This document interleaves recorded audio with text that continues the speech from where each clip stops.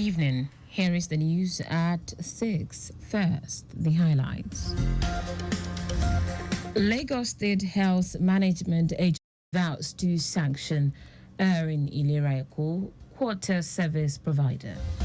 Northeast region moves to reduce rate of secondary school dropout and improve student performance. And the foreign flash flood kills at least 50 people in Central Afghanistan. In sport, Edo Queens defeat Confluence in Nigeria Women's Football League Super 6 opener. Now the details. I am Taiwo Baruwa.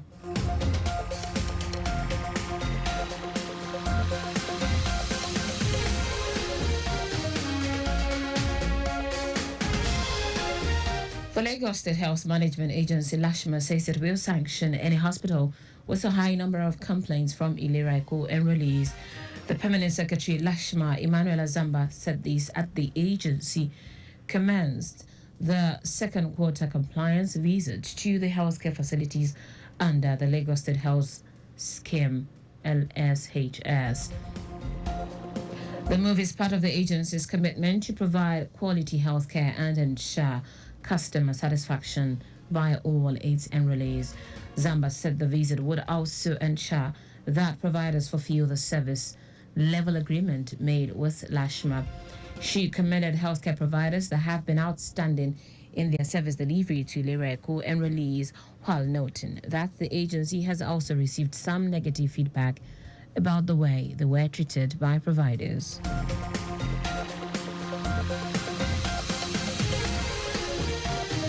Senior Special Assistant on Basic and Secondary Education to the Lagos State Governor, Eniola Opeyemi, has proposed a fare slash for students and teachers who frequently use the ferry transport services to commute to and from school.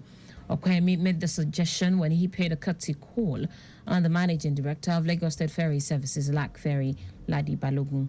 He explained that the splash in price will not only help reduce the financial burden on those individuals, but also encourage more students and teachers to take advantage of the transport services provided in discharging their duties. Responding, the LAC ferry bus, Ladi Balogun considered the proposal as salient to the drive of the Themes Plus agenda, which he said shall be given due consideration. The Ogun Police Command has issued an alert to residents warning them of an armed robbery syndicate operating within Shagamu, Ikperi, Ikene, Odogbolu, and Erewo in Ijebu areas of the state. Police Public Relations Officer Ogun Command Omolola Odutola explained that a report was made at the Shagamu Divisional Police Station on Thursday about past 8 p.m. by one William Kolawoli residing at Alagbala Close, Shalad Road, Ajaka, Shagamu. Kolawoli said on the same day his wife Nimota Busari and their two children were returning home in her unregistered navy blue 2010 Toyota Corolla from her shop in Ibepa area, Shagamu, when three armed men intercepted her at the gate, snatched the car, threw the children out, abducted her, and drove off. Odutola noted that investigation is ongoing and further update will be provided soon. The police spokesperson said there was a similar happening on the 11th of May at Ikene, where armed hoodlums wait for unsuspecting victims at the gate, and when the victims alight from the vehicle, with the engine running to open the gate, the wheel zoom off with the car with occupant inside the vehicle. Troops of Operation Hadarin Daji covering the northwest of the country say they are in good and strong position in the war against terrorists in the ongoing operations in and around Zomi local government area of Zamfara State.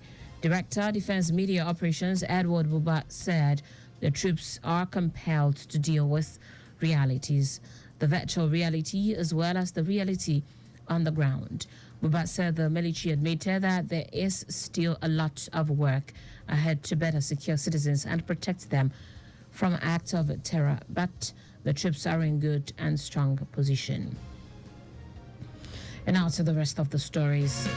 The Northeast Development Commission, NEDC, has initiated a program to reduce the number of post-primary dropout due to the decline in secondary school enrollment in the sub-region, which stands at 15%, one of the lowest in the country.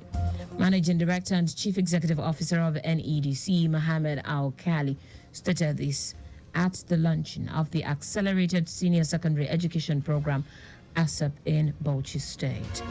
Al-Khali attributed this to the challenges in the post-primary education segment, citing JAM, UTME applications and admissions into tertiary institutions in 2019, where Northeast student performance was one of the poorest in the country.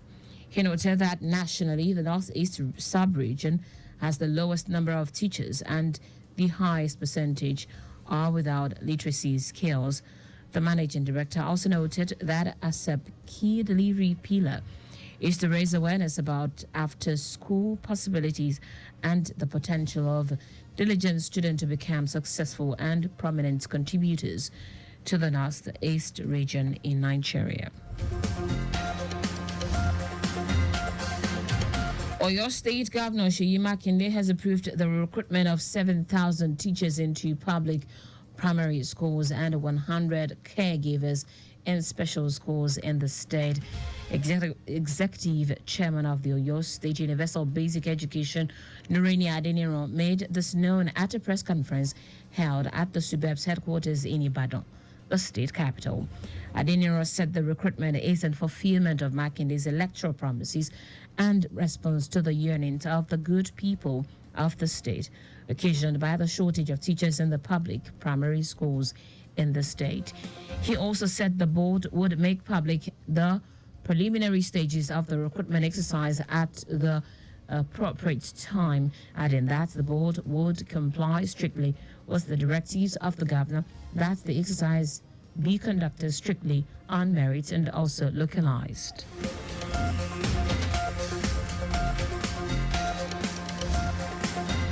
Today is International Museum Day. The International Council of Museums General Assembly has since 1977 organized the International Museum Day on May 18. This day is a wonderful opportunity to harmonize all members in a global symphony played in very diverse ways.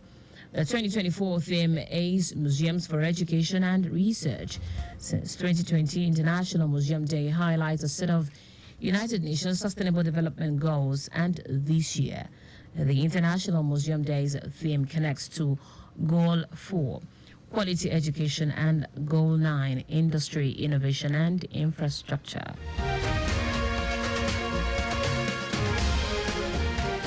In foreign news now, at least 50 people have died in flash floods triggered by heavy rains in central Afghanistan.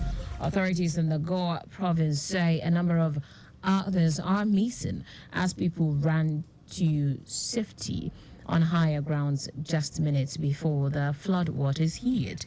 They say the floods have also killed thousands of cattle, destroyed some 2,000 houses, and damaged many more. The fresh bout of heavy rain follows widespread flooding in northern and central areas this week. The province's Disaster Management Department declared an emergency situation and appealed for shelter, food, and water.